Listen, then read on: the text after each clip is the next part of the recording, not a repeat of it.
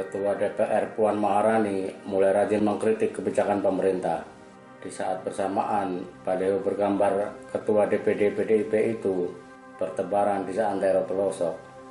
Apakah ini bentuk protes karena Presiden Joko Widodo tidak langsung mendukung dirinya sebagai calon presiden pada kontestasi 2024? Kritik terbaru dilontarkan Putri Ketua Umum PDIP Megawati Soekarno Putri itu terkait rendahnya serapan anggaran penanganan COVID-19 di daerah. Puan mendesak serapan anggaran dimaksimalkan, realokasi dan refocusing anggaran harus dilakukan untuk menggambarkan kedaruratan yang terjadi akibat pandemi. Ini soal nyawa anak, ibu, bapak, dan kerabat, seru Puan.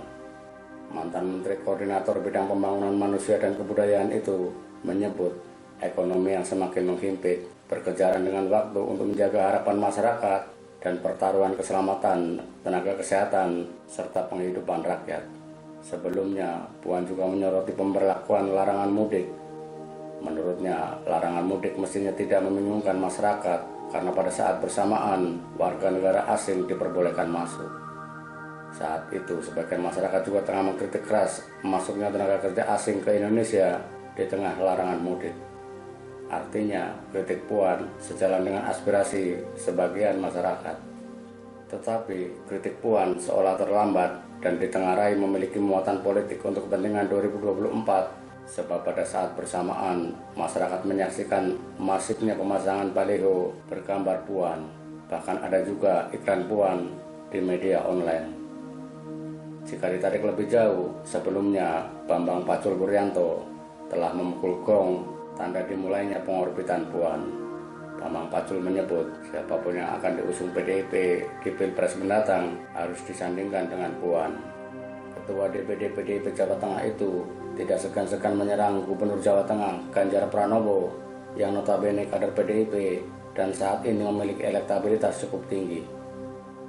Bambang Pacul menuding Ganjar sudah memiliki tim media sosial untuk mendongkrak elektabilitasnya. Pertanyaannya, apakah Puan sedang tes ombak untuk pemilihan presiden atau hanya ingin membongkar dominasi pendukung Jokowi? Penilaian pertama tentu berkaitan dengan upaya Puan menaikkan elektabilitas agar layak dicalonkan PDIP. Dalam beberapa survei, nama Puan tenggelam jauh di bawah Ganjar, terlebih jika dibandingkan dengan Ketua Partai Gerindra yang juga Menteri Pertahanan Prabowo Subianto dan Gubernur DKI Jakarta Anies Baswedan. Elektabilitas Puan dalam survei-survei terakhir bahkan kalah dibanding Menteri Sosial Tri Risma hari ini yang juga kader PDIP, Gubernur Jawa Barat Ridwan Kamil, serta Gubernur Jawa Timur Khofifah Indar Parawansa. Meski hasil survei belum tentu menggambarkan kondisi real di lapangan, Puan mungkin berharap kritiknya mendapat dukungan dari masyarakat yang sedang tidak sejalan dengan berbagai kebijakan pemerintah. Gabungan pemilih PDIP Tulen yang dalam memilih tidak melihat figur melainkan warna bendera seperti di Jawa Tengah dengan suara-suara yang tidak sejalan dengan pemerintah tentu cukup besar. Puan pastinya sudah menyadari pendukung Jokowi tidak 100% akan mendukung dirinya. Bahkan mungkin mayoritas akan beralih ke Ganjar jika dilihat dari kecenderungan politik saat ini. Terlebih sampai saat ini, Jokowi juga belum terang-terangan memberikan dukungan kepada Puan seperti yang disampaikan dalam acara pembukaan Rapimnas Seknas Jokowi 2021. Jokowi menyarankan relawan Seknas untuk mempelajari konstelasi politik dengan baik. Ojo ke susu, ujar Jokowi melalui video yang diunggah di YouTube tanggal 13 Juni 2021. Mengapa Jokowi belum mau mengarahkan pendukungnya kepada Puan?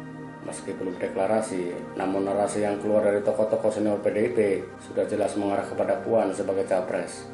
Keengganan Megawati mendukung amandemen Undang-Undang Dasar 1945 yang membuka celah perubahan masa jabatan presiden menjadi 3 periode, bukti nyata PDIP ingin ada perubahan kepemimpinan di 2024. Sikap Jokowi mungkin saja sudah menjadi bahan evaluasi di internal PDIP.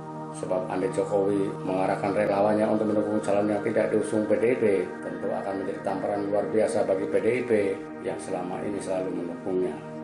Sambil mempelajari situasi, kemungkinan Puan didorong untuk mendobrak sekat antara pendukung PDIP Tulen dengan pendukung Jokowi. Puan dalam tanda petik berjudi melalui kritik keras untuk memetakan siapa sejatinya pendukung PDIP dan siapa pendukung Jokowi. Bukan rahasia lagi, pada 2 gelaran Pilpres terakhir, kader PDIP adalah pemilih Jokowi, sementara pendukung Jokowi belum tentu pemilih PDIP.